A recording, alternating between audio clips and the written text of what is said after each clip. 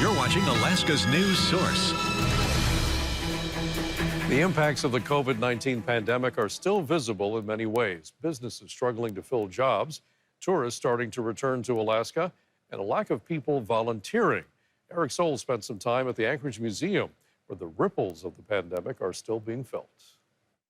1959, Alaska became a state. When you visit the Anchorage Museum, Let's move over here. there's a lot to see. Are really, really important in the history of Alaskan natives. It helps to have someone who knows the exhibits. 11,000 to 37,000 years ago. Someone like Allegra Hamer. I am a docent. A docent is a trained tour guide Now, dugout canoe you want to keep moist. I started doing tours here in 2009. and a volunteer. Anybody with a passion for history, culture, art is welcome to be a docent. No experience is needed. So 1741, the first Russians arrived in Alaska. The museum uses a large volunteer pool, It's a couple hundred. but in the past couple of years, the pool has gotten shallow. Because of COVID, we lost a number of volunteers, and trying to rebuild the program is taking a little while. 25,000 prospectors came to Alaska. An average of 18,000 visitors a month came through the museum last summer, We used to do 3 tours a day. and visitor numbers are on the rise this year.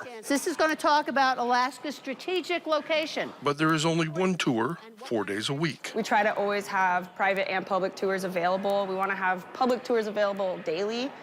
So the more docents, the better. For visitors taking the tour, The canneries had to be staffed. the docent is the face of the museum, but they also represent the city and the state.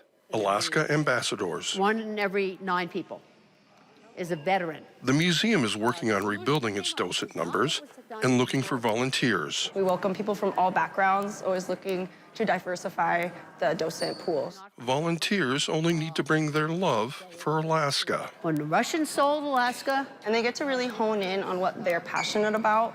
So if they're passionate about fine art, they may go to the Art of the North Gallery and get into the Sidney Lawrence paintings. If they're more into Alaska history, you may find them here in the Alaska exhibition talking about the gold rush or the pipeline. Valdez is in Prince William Sound. It does not freeze over. An opportunity to show off our great state. That is my tour. Eric Soul, Thank you, thank you. Alaska's news source.